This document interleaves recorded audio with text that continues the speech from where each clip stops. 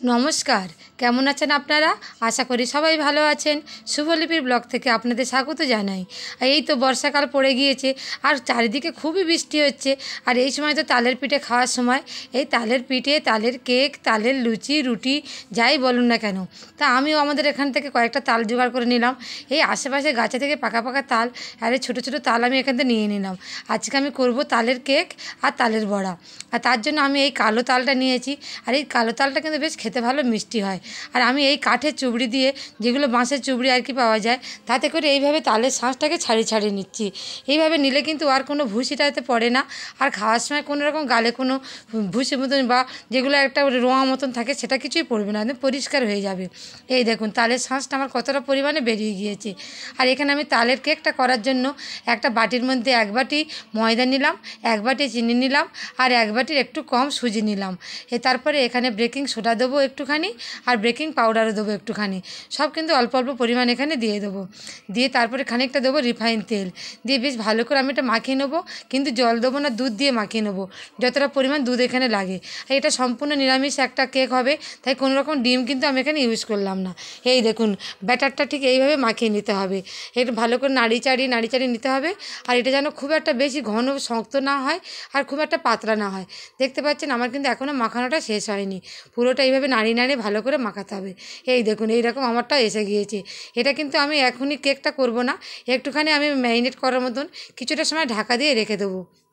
এইভাবে ঢাকা দিয়ে রাখলে এর ভিতরে চিনিটা আর ভালোভাবে গলে যাবে, আর সুজিটাও বেশ ভালো ফুলে উঠবে।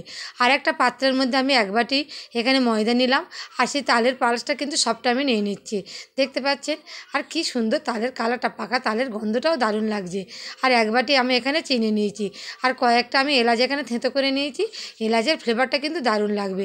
আর সুজি নিলাম আমি এখানে 1 প্যাকেট, যে 200 গ্রামের প্যাকেটগুলো থাকে সেটাই নিয়ে নিয়েছি। আর সামান্য 1 চিমটি নুন দিয়ে দিয়েছি।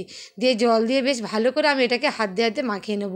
খুব যেন পাতলা না হয়, মোটামুটি। আর একেবারে কিন্তু বেশি জল দেওয়া যাবে না, একটু একটু করে জল দিতে হবে। আর তারপর এটাকে মাখিয়ে নিতে হবে। এই দেখুন, আর যত বেশি কিন্তু এটা ফাটানো হবে এইভাবে, তত বেশি বেশি এটা ফুলবে আর নরম হবে। এই দেখি যে হাত দিয়ে এইভাবে ঠিক ফাটিয়ে নিতে হবে, যেভাবে আমরা ডালের বড়িটা করি আর কি। এর ভিতরে যত পরিমাণে হাওয়াটা ঢুকবে, তত কিন্তু এটা বেশ নরম হবে আর খেতে ভালো লাগবে, সফট হয়ে যাবে আর সাদা হয়ে যাবে এটা মাখাতে মাখাতে। আর ওদিকে গ্যাস ওভেনটা বসিয়ে দিয়ে আমি কিছুটা পরিমাণ রিফাইন তেল এখানে দিয়ে তেলটাকে বেশ ভালো করে গরম করে নিয়েছি।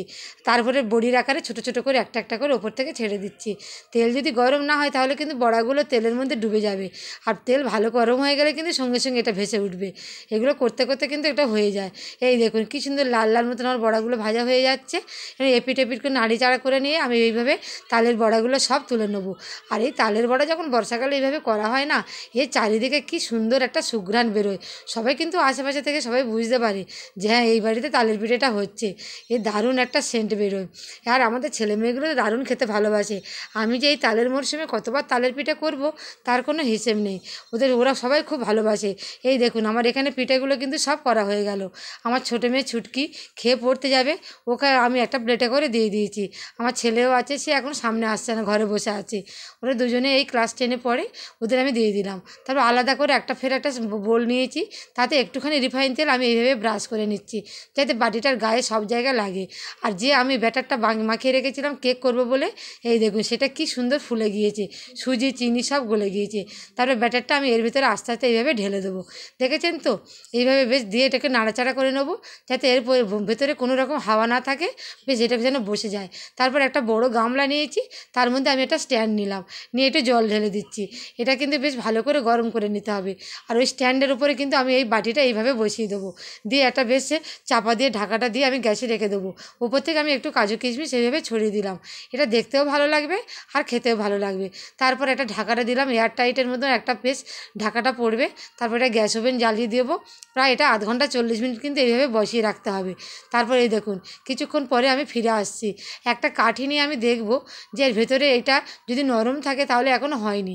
দেখেছেন একটু নরম আছে আমার। এটা বেশ এখনও 10 মিনিট মতন বসিয়ে রাখতে হবে। এবার দেখুন কি সুন্দর হয়েছে। এবার দেখেছি আমি এটাকে গ্যাস ওভেন থেকে নামিয়ে নিয়েছি।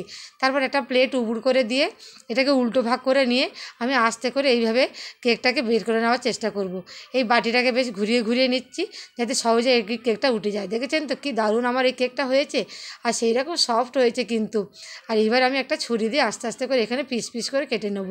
দেখেছেন এইভাবে দেখুন বরফির মতন একটা একটা করে কেটে নিচ্ছি, আপনাদেরকে তুলে দেখাই। দারুণ হয়েছে একদম, একদম তুলতুলে স্পঞ্জের মতন এই কেকটা। তালের কেক মরশুমের প্রথম আমি বানালাম, আর আমার ছেলেমেয়েগুলো এতক্ষণ পড়ে বাড়ি চলে এসেছে। এই দেখুন আবার সেই ছুটকি, ওকে আমি খেতে দিয়েছি। ও এসে স্কুলের প্রজেক্টের কাজ করছিল, ওর হাতে রং ভর্তি, তাই আমি ওর গালে তুলে খাইয়ে দিলাম। এই দেখুন কেকটা কিন্তু সব বেশ মজাদার হয়েছে আর দারুণ হয়েছে কালারটা। বাড়ির সবাই মিলে কিন্তু জমিয়ে রাত্রেবেলায় এই কেক আর তালের পিঠে খাবে এই মরশুমের প্রথম। তাহলে সবাই ভালো থাকবেন। কেমন লাগলো আমার এই ভিডিওটি ভালো লাগলে সবাই কিন্তু লাইক করবেন আর কমেন্ট করবেন, আর পেজটিকে ফলো করে পাশে থাকবেন। আপনাদের সঙ্গে দেখা হবে আবার পরে অন্য কোনো ভিডিওয়। ততক্ষণের জন্য আসছি, ধন্যবাদ।